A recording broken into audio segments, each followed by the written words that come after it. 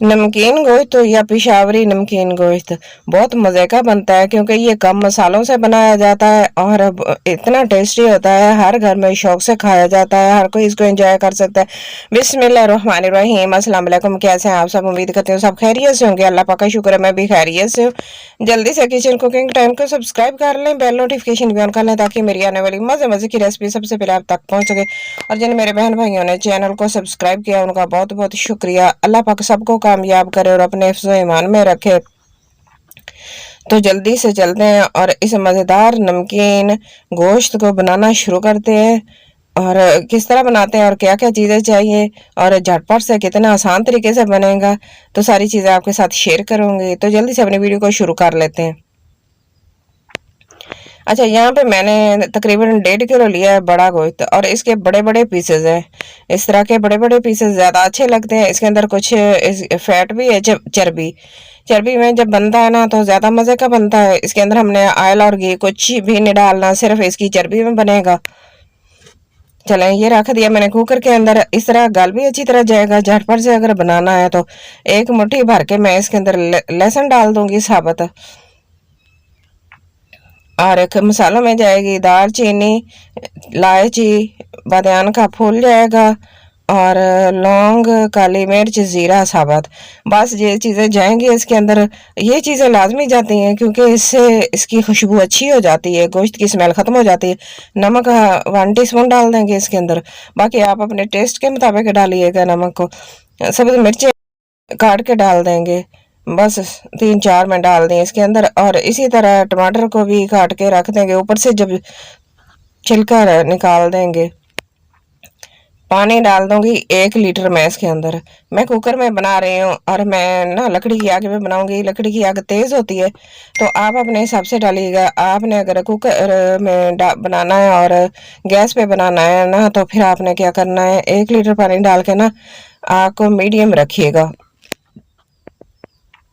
चलें, कवर लगा देंगे। कवर लगाने के बाद जब विसल स्टार्ट होगी ना तो मैं 25 मिनट तक पकाऊंगी। 5 मिनट तेज आंच पे और बाकी मैंने इसको ना 20 मिनट मैंने स्लो आंच पे पकाया है, दरमियानी आंच पे।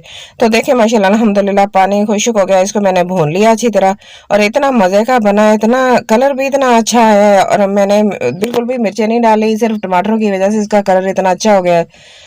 तो ये देखें इसके अंदर से जो इसकी चर्बी थी ना उसका ही इतना अच्छी ग्रेवी बन गई है माशाल्लाह। बहुत ही मज़े का, खुशबू इतनी अच्छी आ रही है। नमकीन गोश्त बच्चे बड़े बड़े शौक से खाते हैं, हर घर में शौक से बनाया जाता है। और माशाल्लाह बहुत ही अच्छा लगा और खुशबू इतनी अच्छी आ रही है, पता नहीं चलता था कि इतना अच्छा कौरमा बना है। मैं आपको इस तरह तोड़ तोड़ के भी रोटियां दिखाती हूँ माशाल्लाह कितने अच्छे तरीके से अच्छी तरह गल गए। और अगर आपने स्लो आंच पे भी बनाना है ना वैसे बगैर कुकर के, तो आपने ऊपर रख देना है और थोड़ा सा पानी डाल के तकरीबन आधा लीटर पानी डाल के स्लो आंच पे रखते रहे और फिर पकता रहे। 3 से 4 घंटे पकेगा तो ये रेशे अच्छी तरह गल जाएंगे। तो बस ये बनाया मैंने और मज़े से खाया। और इसके बाद फिर मैंने मटन ले लिया। पहले मैंने बीफ बनाया था, अब मैंने मटन। मटन को भी इसी तरह चर्बी भी है इसके साथ। ये तकरीबन 1.5 किलो है और इसके अंदर कुछ पीसेज है और बोटियों के भी छोटे दरमियाने पीसेज है। लहसुन डाल दूंगी और ये मसाले जाएंगे इसके अंदर।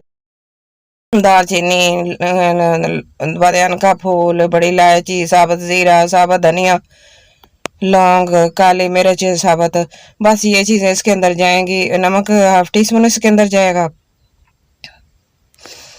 और साथ में डाल दूंगी हल्दी और सुरख मिर्च। 1/2 टीस्पून हल्दी और 1 टीस्पून सुरख मिर्च डाल के बस इसको मिक्स करेंगे। पानी डाल देंगे 1 लीटर और पकने के लिए रख दूंगी। मैं इसको खुली आंच पे पकाऊंगी और मैं थोड़ी सी सब्ज़ मिर्चें भी डाल देंगे और टमाटर डाल के बस इसको इसी तरह पकने के लिए रखें। तकरीबन ये 2-2.5 घंटे खुली आग पे, थोड़ी स्लो आग पे पकेगी। पकता रहेगा तो इसका टेस्ट भी अच्छा हो जाता है और बहुत ही मज़े का बनता है। बीफ मैंने इसी तरह बना लिया कुकर में और वही चीज़ें डाल के। और मटन जो है ना वो भी मैं इसी तरीके से बनाऊंगी। ये मैं कढ़ाई के अंदर बनाऊंगी, ये कुकर में नहीं डालूंगी।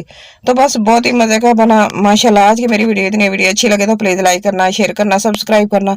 अपना और अपने घर वालों को, अपने प्यारों का बहुत सारा ख्याल रखना और मुझे भी अपनी दुआ में ज़रूर याद रखना। और मुझे कमेंट बॉक्स में जाके अच्छा सा प्यारा सा और बड़ा सा कमेंट करके ज़रूर बताना कि आज की मेरी रेसिपी आपको कैसी लगी। मुझे आपके अच्छे से प्यारे से और बड़े से कमेंट का इंतजार रहेगा। मैं आपको फिर मिलूंगी इसी तरह की आसान आसान रेसिपीज़ के साथ। तब तक के लिए अल्लाह हाफिज़।